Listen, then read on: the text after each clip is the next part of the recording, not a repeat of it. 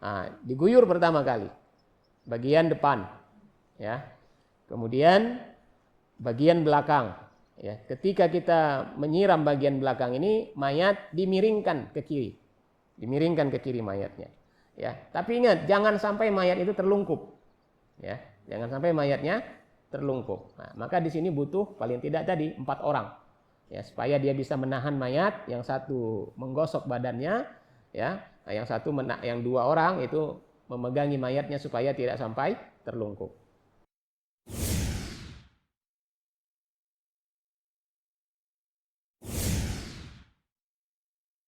Bismillahirrahmanirrahim. Assalamualaikum warahmatullahi wabarakatuh. Innal hamdalillah hamdan katsiran thayyiban mubarakan fihi kama yuhibbu rabbuna wa yarda. Asyhadu an la ilaha illallah wahdahu la syarika lah wa asyhadu anna Muhammadan abduhu wa rasuluh.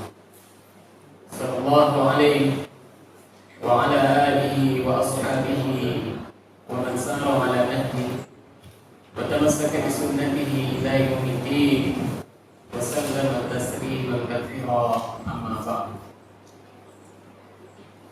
Bapak-bapak kaum muslimin yang semoga senantiasa dirahmati dan diberkahi oleh Allah Tabaraka wa Ta'ala. Alhamdulillah, kita bersyukur kepada Allah Subhanahu wa Ta'ala. Pada pagi hari ini Allah masih melimpahkan berbagai macam nikmatnya kepada kita, sehingga dengan nikmat-nikmat tersebut kita bisa berkumpul di tempat ini dalam rangka melaksanakan salah satu kewajiban kita sebagai seorang muslim, yaitu kewajiban menuntut agama, menuntut ilmu agama. Salawat dan salam semoga Allah limpahkan kepada junjungan kita, Nabi kita yang mulia Muhammad sallallahu alaihi wasallam. Baik, pertama, ketika seorang muslim atau muslimah meninggal dunia, maka ada 4 kewajiban bagi muslim atau muslimah yang masih hidup. Yang pertama, memandikan jenazah. Yang kedua, mengkafani. Yang ketiga, menyolatkan. Dan yang keempat, menguburkan. Ini 4 kewajiban kita yang sifatnya fardu kifayah. Artinya, kalau salah seorang di antara kita sudah melaksanakan 4 hal ini, maka yang lain gugur kewajibannya. Adapun pada pertemuan kali ini kita akan fokus pada 2 hal saja, yaitu memandikan dan mengkafani.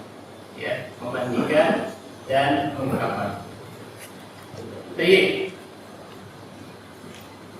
Pertama, orang-orang yang memandikan jenazah saudaranya ini akan mendapatkan ganjaran pahala yang besar dari Allah Subhanahu wa Ta'ala. Ya. Rasulullah sallallahu alaihi wasallam mengatakan dalam sebuah hadis, barang siapa yang memandikan jenazah seorang muslim, kemudian ia menyembunyikan aibnya, maka Allah akan mengampuninya sebanyak 40 kali. Barang siapa yang menggali kubur untuknya, kemudian menguburkannya, maka akan dialirkan pahala padanya seperti pahala memberikan tempat tinggal hingga hari kiamat. Dan barang siapa yang mengkafaninya, maka Allah akan memberikan pakaian untuknya pada hari kiamat dengan pakaian dari kain sutra, ya, dengan pakaian kain dari sutra. Nah, ini diantara keutamaan atau ganjaran yang akan diterima oleh kita yang memandikan jenazah saudara kita. Tetapi diingat, di sini Rasulullah SAW mengingatkan kita, terutama bagi yang memandikannya, untuk menutup aibnya, karena kondisi jenazah ini bermacam-macam, ya, kondisi mayit bermacam-macam. Maka satu syarat bagi orang-orang yang memandikan jenazah adalah orang yang amanah. Ya, orang yang amanah. Orang yang tidak amanah, tidak bisa menjaga amanah, tidak bisa menjaga lisannya, sebaiknya ia tidak memandikan jenazah. Ya, karena syarat untuk memandikan jenazah adalah orang itu harus amanah. Baik, memandikan jenazah ini tidaklah sesulit seperti yang kita bayangkan selama ini. Ya. Karena hari ini sebagian saudara kita selalu mengandalkan pihak-pihak tertentu untuk memandikan jenazah. Ya. Selalu mengandalkan pihak-pihak tertentu. Orangnya itu saja yang memandikan jenazah. Kenapa tidak yang lain? Alasan mereka, kami belum paham, kami belum punya ilmunya, kami belum pernah, dan lain sebagainya. Ya, dan lain sebagainya. Padahal memandikan jenazah ini memiliki keutamaan yang besar. Ya. Dan proses memandikan jenazah ini sangatlah mudah. Ya, sangatlah mudah. Semudah kita mandi junub. Ya, setiap kita yang sudah balik, insya Allah sudah pernah melakukan mandi junub. Nah, semudah itu. Ya, semudah itu. Yang wajib adalah membasahi seluruh tubuh kita ketika kita mandi wajib. Ya, ketika kita mandi wajib, ya, perkara yang wajib adalah membasahi atau mengalirkan air ke seluruh anggota tubuh kita. Dan begitu juga ketika kita memandikan jenazah. Yang wajib dari memandikan jenazah ini adalah membasahi seluruh anggota tubuhnya dan membersihkan kotoran yang ada pada tubuh beliau. Jadi kalau sudah basah seluruh anggota tubuhnya, bersih sudah dari seluruh kotoran yang ada di tubuhnya, maka cukup sudah. Ya, terpenuhi sudah syarat sah memandikan jenazah. Adapun dimulai dengan berwudu, memulai dari anggota badan sebelah kanan, ya, mengulangi 3 kali dan seterusnya, maka ini perkara yang sunnah, perkara yang tidak wajib. Baik. Pertama, syarat-syarat yang memandikan jenazah. Syarat-syarat memandikan jenazah. Yang pertama, yang memandikan itu harus seorang muslim atau muslimah. Kalau yang meninggal adalah seorang wanita, tidak boleh dimandikan oleh orang yang non muslim, walaupun itu ayahnya misalnya.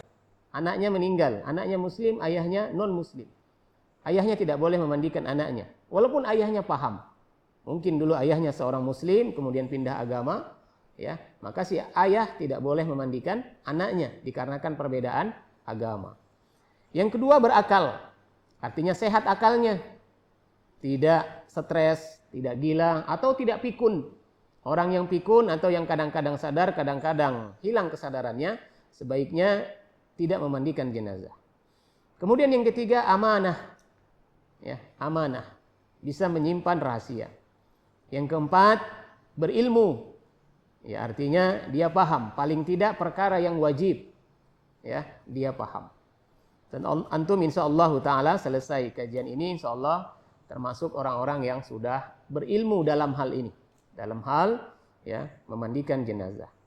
Kemudian yang kelima, yang memandikan wajib merahasiakan, ya, wajib merahasiakan apabila terdapat aib atau hal-hal yang tidak diinginkan yang ada pada tubuh jenazah. Baik. Kemudian yang utama, orang yang paling utama memandikan jenazah adalah yang diberi wasiat. Ya. Ini yang paling utama. Jadi kalau kita diminta untuk memandikan jenazah, kita tanya kepada keluarganya, apakah mayit berwasiat, ya, berpesan bahwa dia akan atau ingin dimandikan oleh si fulan, misalkan. Ya.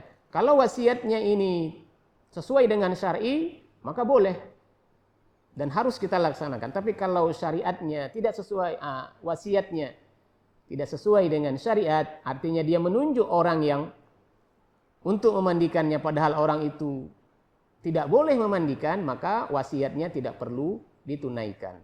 Ya.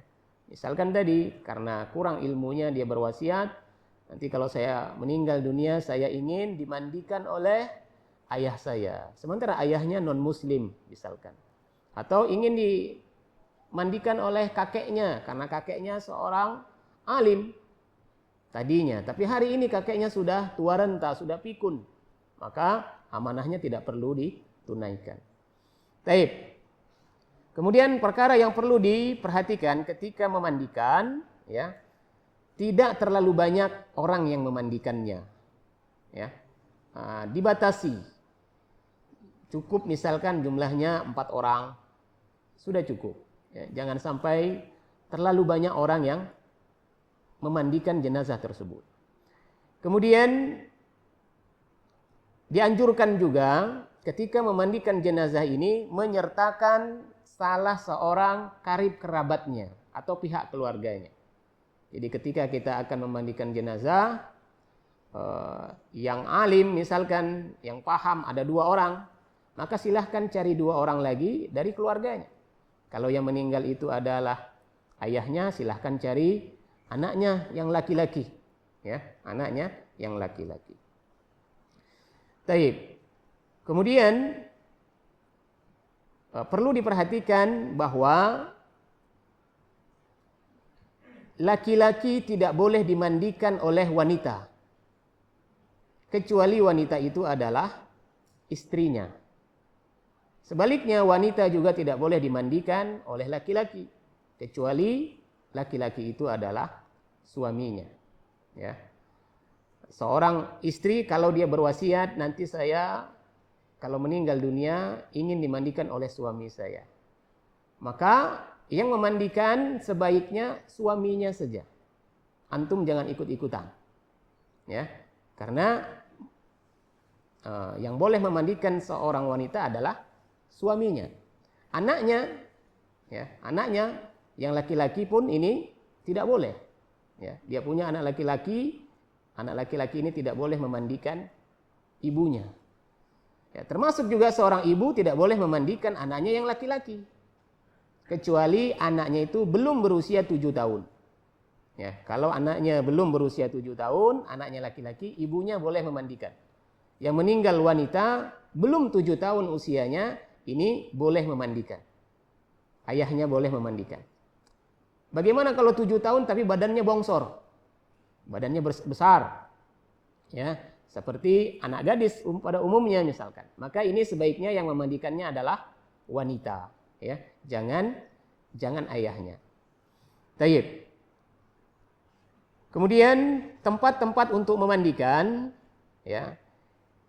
Dianjurkan tempat untuk memandikan itu adalah tempat yang suci dan bersih. Ya, bisa kita lakukan misalkan di teras rumah, ya, dengan ditutup oleh kain sekelilingnya, ya, atau di tempat lain. Tidak dianjurkan di kamar mandi, ya, tidak dianjurkan memandikan jenazah di kamar mandi, walaupun kamar mandinya luas. Kemudian tertutup dindingnya, ya, dinding dan atapnya, artinya tertutup, ada atapnya dan ada dindingnya. Ini tempat untuk memandikan. Kemudian tidak ada patung dan gambar makhluk bernyawa di tempat itu. Ya, diperhatikan dahulu ketika kita akan memandikan ada patung atau tidak. Karena biasanya di teras rumah sebagian kita, ya, kalau rumahnya terasnya itu ada tamannya, ada kolam ikannya, biasanya ada patung di sana. Ya, ada patung orang yang lagi, anak kecil lagi kencing, biasanya seperti itu kan. Nah, ini sebaiknya jangan ada. Kalaupun ada, ditutup dulu patungnya, ya, atau cari tempat lain yang lebih aman. Baik. Nah, ini seputar hal-hal yang perlu diperhatikan sebelum kita memandikan jenazah, ya. Dari mulai tadi siapa yang memandikan, kemudian tempat-tempatnya, ya, dan lain sebagainya. Baik. Kemudian tata cara memandikan jenazah. Ya. Sebelum kita memandikan jenazah, biasanya mayat ini oleh pihak keluarga diletakkan di atas dipan atau di atas kasur, ya. Maka ketika akan memandikan jenazah ini, ya, perlu diperhatikan kalau pakaiannya sudah dibuka, ya. Kalau misalkan pakaian si mayit ini sudah dibuka oleh keluarganya, maka perlu diperhatikan ketika mengangkatnya ini harus hati-hati, jangan sampai terlihat auratnya, ya. Jangan sampai terlihat auratnya. Nah, untuk memindahkan jenazah ini, ya, kita harus bisa memprediksi berapa orang yang cukup untuk mengangkatnya. Kalau jenazahnya ringan, ya mungkin 3 orang cukup. Tapi kalau jenazahnya ini gemuk, besar, ya mungkin lebih dari itu, ya. Atau antum punya teknis sendiri. Seperti pertemuan yang sebelumnya, Anda lihat tim kita ini cukup kreatif, ya, mengangkat jenazah dengan menggunakan kain, sehingga kain itu cukup diangkat oleh 4 orang. Nah, kalau teknisnya seperti ini, mungkin nanti antum juga akan mengalami hal yang sama, ya, mendapatkan hal yang sama.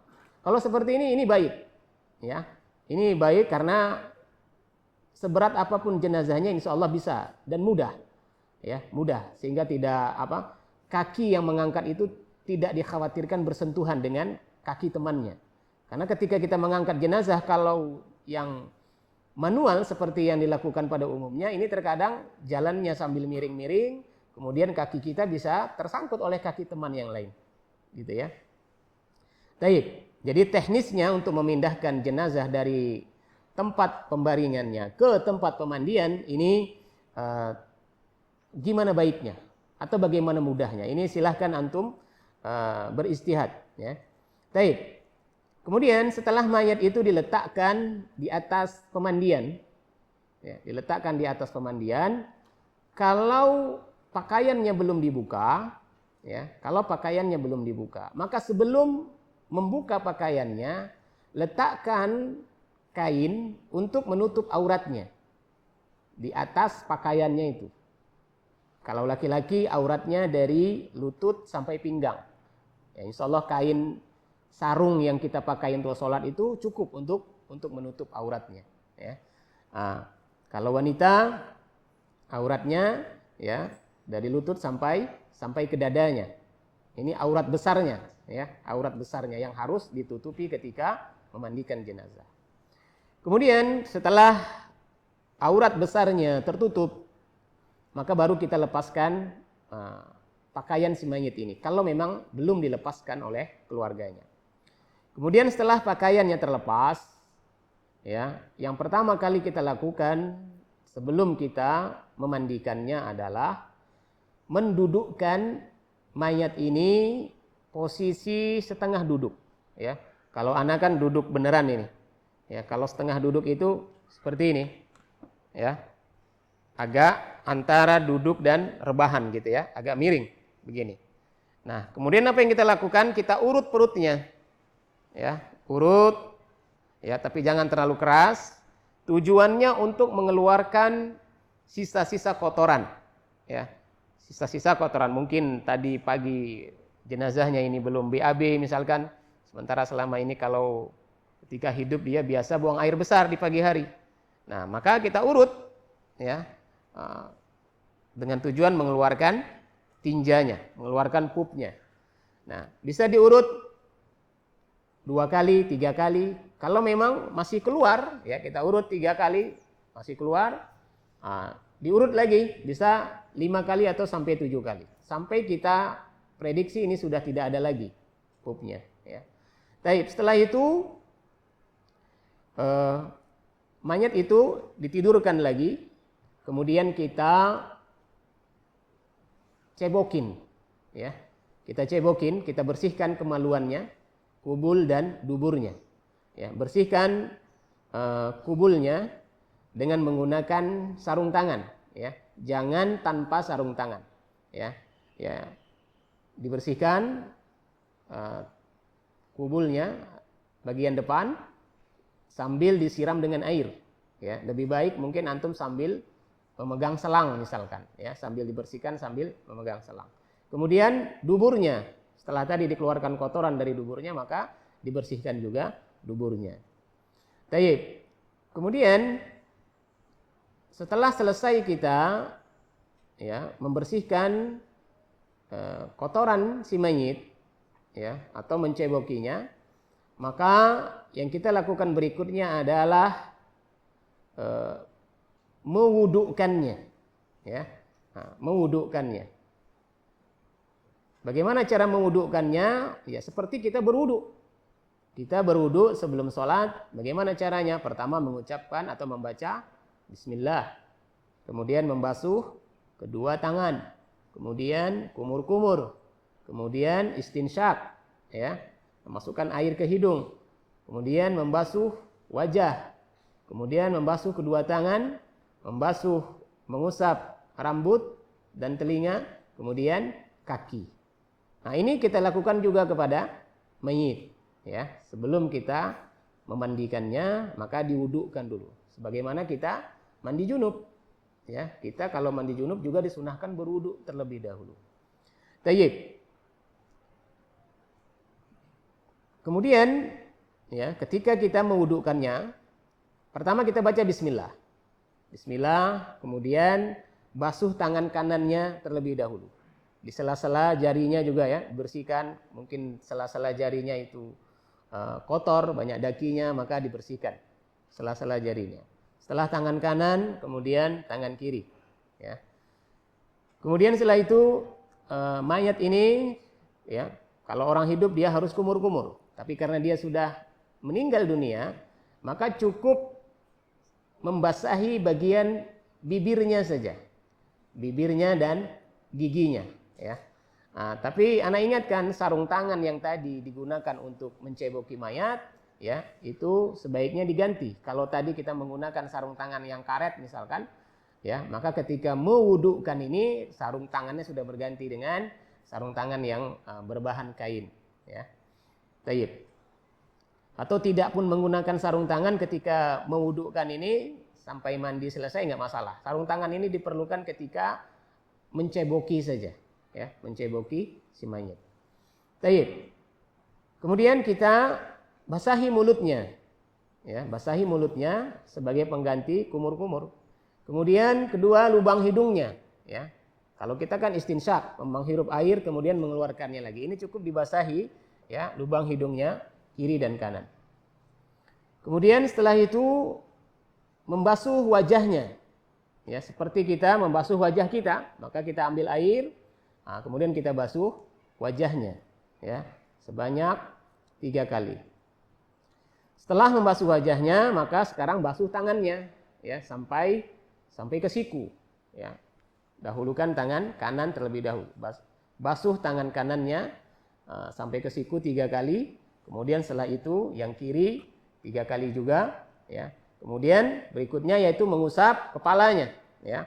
Basahi tangan kita, kemudian diusap kepalanya sampai ke belakang, ya, ditarik ke depan lagi, kemudian masukkan jari kita, telunjuk kita ke dalam telinganya, kemudian diusap belakang telinganya. Seperti kita berwudu. Ya. Ini sekali saja, mengusap kepala atau rambut ini 1 kali saja. Nah setelah itu baru kita membasuh kaki kanan 3 kali, di sela-sela jarinya juga, dan kaki kiri 3 kali. Baik, sampai sini selesai kita mewudukkannya. Ya, jadi ingat poinnya itu tadi pertama membersihkan kotoran mayit, mencebokinya. Poin kedua adalah mewudukkannya. Kalau antum ingat garis besarnya aja ini, insya Allah lebih mudah untuk dipahami. Ya. Kemudian sekarang baru memandikannya. Ya, nah memandikan ini dimulai dari membasahi kepalanya atau dikeramasi. Ya, kepalanya ini dikeramasi. Nah, air yang kita sediakan untuk memandikan jenazah ini, ya, ada 3 jenis air. Yang pertama, air yang dicampur dengan daun bidara. Yang kedua, air bersih tanpa dicampur. Kemudian yang ketiga, air yang dicampur dengan kapur barus. Ya, air yang dicampur dengan kapur barus. Jadi sediakan 3 ember. Ember yang dicampur dengan daun bidara, kalau ada. Kalau tidak ada, maka tidak perlu memberatkan atau memaksakan diri. Ya, daun bidara ini zaman dulu fungsinya pengganti sabun, ya, karena daun bidara itu lebih bisa membersihkan. Artinya kalau dia dikucek dia menimbulkan busa, sehingga untuk memandikan ini lebih bersih dibandingkan air saja tanpa daun bidara. Ya, tapi kalau tidak ada daun bidara, ya, bisa diganti dengan air sabun atau air sampo. Ya, taib. Nah, sebelum kita mengguyur seluruh tubuhnya, yang pertama kali kita bersihkan bagian kepala, ya, dengan cara rambutnya disampuin, ya, disampuin, kemudian dipijit-pijit, ya. Kemudian kalau ada jambangnya, janggutnya juga sama, disampuin juga, dibersihkan bagian sini, ya. Sela-sela telinganya juga kita bersihkan. Nah, tadi makanya lebih mudah kalau pakai kain. Kalau pakai kain kita tinggal begini telinganya, ya, membersihkannya mudah, gitu ya. Kemudian setelah kita sampoin tadi rambut si mayit ini, maka kita guyur dengan air bersih. Ya, kita guyur dengan air bersih.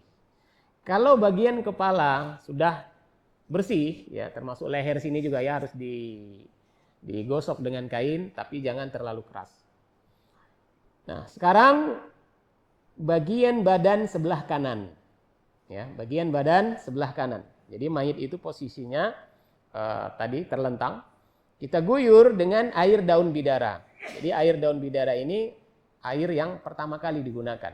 Air daun bidara atau air sabun, ya. Nah, diguyur pertama kali bagian depan, ya. Kemudian bagian belakang, ya. Ketika kita menyiram bagian belakang ini, mayat dimiringkan ke kiri. Dimiringkan ke kiri mayatnya. Ya, tapi ingat jangan sampai mayat itu terlungkup. Ya, jangan sampai mayatnya terlungkup. Nah, maka di sini butuh paling tidak tadi 4 orang. Ya, supaya dia bisa menahan mayat, yang satu menggosok badannya, ya. Nah, yang 2 orang itu memegangi mayatnya supaya tidak sampai terlungkup. Baik. Ya, dibasuh, digosok badannya depan dan belakang. Setelah selesai yang sebelah kanan, maka sekarang giliran yang sebelah kiri. Diguyur dengan air sabun tadi atau air daun bidara, kemudian digosok pelan-pelan dengan kain depannya, ya. Kemudian belakangnya kita guyur juga dengan air sabun dan digosok dengan kain, ya. Sampai ke belakangnya, ya, sampai ke pantat-pantatnya, ke betisnya ini, ya, sampai ke kakinya, semuanya harus dibersihkan. Semuanya harus dibersihkan. Nah, ini siraman pertama. Siraman kedua yaitu dengan air bersih. Ya, kita ambil dari ember tadi yang air bersih, kita guyur ini sebelah kanannya, ya, sehingga busa-busa sabunnya hilang. Nah, depan, belakang. Ini bilangannya berapa Ustaz? Berapa gayung? Terserah. Yang penting bersih. Ya, mau 5 gayung, mau 10 gayung untuk menyiram, membersihkan air sabun tadi. Tetapi tidak boleh juga terlalu berlebihan, mantang-mantang banyak air, misalkan banyak air yang terbuang. Ya, secukupnya saja, ya, secukupnya. Nah, setelah posisi badan sebelah kanan selesai, kita guyur dengan air bersih. Sekarang bagian kiri, ya, juga sama. Nah, itu siraman yang kedua, menggunakan air bersih. Siraman yang terakhir ini menggunakan air yang dicampur dengan kapur barus. Ya, air yang dicampur dengan kapur barus. Ya. Prosesnya sama, diguyur bagian sebelah kanan. Kalau kepalanya mau diguyur dengan air kapur barus, usahakan matanya, hidungnya, mulutnya tertutup. Ya, mungkin kita ambil anduk kecil, kita tutup bagian wajahnya, kemudian baru kita guyur dengan air kapur barus, ya. Tujuannya supaya nggak masuk ke mulut atau tidak masuk ke hidung, ya, atau tidak masuk ke mata. Ya, baik. Nah, mengguyur air yang ketiga ini sama seperti pertama dan kedua, ya. Nah, seluruh tubuhnya. Nah, ini cara memandikan jenazah dengan proses pemandian 3 kali, ya. Sebenarnya yang wajib itu hanya sekali saja. Ya, kalau sekali saja sudah cukup, misalkan bayi, ya, mungkin nggak perlu terlalu banyak memandikannya, ya, sekali saja misalkan sudah cukup. Ya sudah sekali tidak masalah, yang wajib itu sekali. 3 kali ini sunnah, ya. Kalau memang butuh dari 3 kali, ya, tadi ketika dimandikan yang kedua itu dengan air bersih, wah kelihatannya masih kotor ini, masih banyak kotorannya, ya nggak apa-apa ditambah lagi, ya. Tapi usahakan air kapur barus itu untuk siraman yang terakhir, karena ini air kapur barus ini dia wangi, ya, dia menimbulkan bau wangi. Tayyib. Nah, setelah kita selesai memandikannya, maka yang berikutnya adalah mengelap atau mengeringkan tubuh mayit, ya, dengan handuk bersih. Ya, kita mulai dari mengelap rambutnya, wajahnya, lehernya, terus ke seluruh tubuhnya. Ya. Nah, perlu diperhatikan ketika mengelap mayit ini, kain yang menutupi auratnya tetap harus dijaga, ya, tetap harus dijaga. Artinya kalau kita mau mengeringkan bagian auratnya, kainnya diangkat sedikit, kemudian masukkan handuk, ya, ke bawahnya tanpa dibuka. Baik, setelah selesai kita keringkan, kita periksa apakah mayat ini kukunya panjang. Ya, kalau kukunya panjang apalagi kotor, maka boleh digunting kukunya. Ya, walaupun ketika hidup mayat ini sayang banget dengan kukunya misalkan, ya, maka diusahakan untuk dibersihkan, digunting kukunya. Kumisnya, kalau kumisnya itu melebihi bibir, ya, melebihi bibir kumisnya, apalagi panjang, ya, bisa dipelintir, ini sebaiknya dipendekkan kumisnya, ya, ditipiskan kumisnya. Janggutnya jangan, ya, janggutnya jangan. Jambangnya juga jangan, biarkan begitu, ya. Tapi kuku dan kumis ini dirapikan, ya, dirapikan. Dari tempat pemandian kita letakkan di atas kain kafan. Kemudian kita tutup kain yang paling atas, dimulai dari atau menutup tubuh sebelah kanan, kemudian sebelah kiri, begitu juga lapisan yang kedua dan yang ketiga.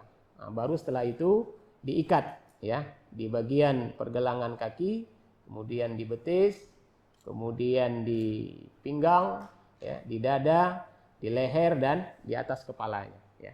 Ini memulainya terserah dari mana saja, boleh dari kaki dulu ke atas, ya, atau dari pinggang dulu, nggak masalah untuk mengikatnya. Baik. Nah, sampai sini selesai kita mengkafani jenazah. Biasanya, ya, biasanya keluarga itu ada yang terlambat, pihak keluarga si mayit, ya. Dan kalau mereka datang biasanya ingin melihat wajah mayit yang terakhir kali. Maka caranya supaya mereka bisa melihat, ya, untuk ikatan kepala, di atas kepala jangan diikat dulu. Cukup sampai leher saja atau dada saja. Ya, dada lah misalkan. Ya, jadi dari dada ke kaki ikat semua. Tapi dari dada ke kepala biarkan terbuka dan biarkan wajahnya terbuka, nggak masalah. Ya, sebelum disolatkan, biarkan wajahnya terbuka. Kemudian nanti kita tutup dengan kain. Ya, biasanya di negeri ini ditutup dengan kain batik, sehingga siapapun yang ingin melihat itu punya kesempatan untuk melihat si mayit. Ya, nah nanti ketika mau disolatkan baru diikat kembali. Ya, taib. Anda rasa yang sedikit ini bisa untuk kita pahami, ya, karena memang waktu yang terbatas. Ada waktu 15 menit ke depan bagi antum yang ingin bertanya, Ana persilahkan. Kalau setelah dimandikan keluar kotoran, kalau kotorannya itu sedikit, ya, hanya beberapa titik saja misalkan, cukup dibersihkan bagian yang kotornya saja tanpa diulangi memandikannya. Ya.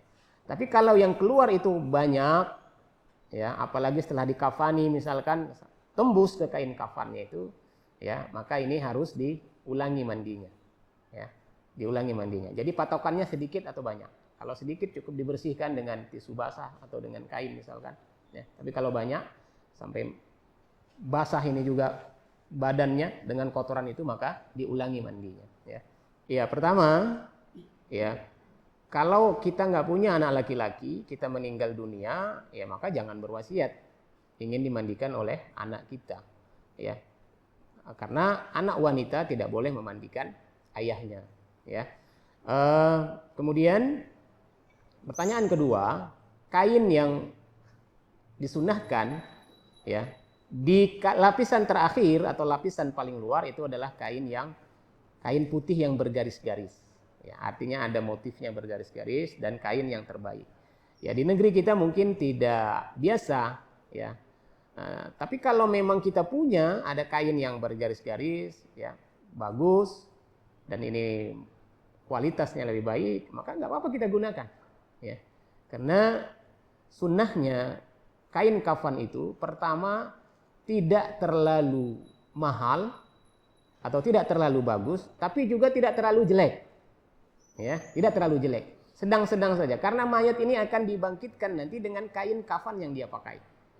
Gitu ya. Mayat ini nanti dibangkitkan di hari berbangkit dengan kain kafan yang dia gunakan ketika dia dikubur. Gitu ya. Nah, jadi lapisan terakhir itu kalau memang ada, usahakan kain yang terbaik. Kalau tidak ada ya nggak masalah. Ini sunnah saja, ya, keutamaan. Wallahu a'lam. Nggak boleh. Sama. Jadi laki-laki boleh memandikan perempuan. Ada dua tadi. Yang pertama kalau wanita itu istrinya. Atau sebaliknya, yang meninggal laki-laki, yang mandiin perempuan. Boleh kalau yang memandikan itu adalah istrinya. Tadi kalau suaminya, ya. Suami istri boleh memandikan. Atau lain jenis boleh memandikan kalau anak itu di bawah umur 7 tahun. Yang meninggal laki-laki umurnya di bawah 7 tahun. Boleh dimandikan ibunya, boleh dimandikan kakaknya, boleh dimandikan bibinya. Ya, kalau di bawah 7 tahun. Siapapun boleh memandikannya. Ya, perempuan pun demikian. Kalau perempuan yang meninggal di bawah 7 tahun, siapapun boleh memandikannya. Laki-laki boleh, perempuan boleh. Ya. Tapi kalau ada pengecualian, kalau badannya besar, usianya 7 tahun, tapi badannya besar seperti anak gadis, ya sebaiknya yang memandikan yang wanita. Ya. Wallahu ta'ala alam.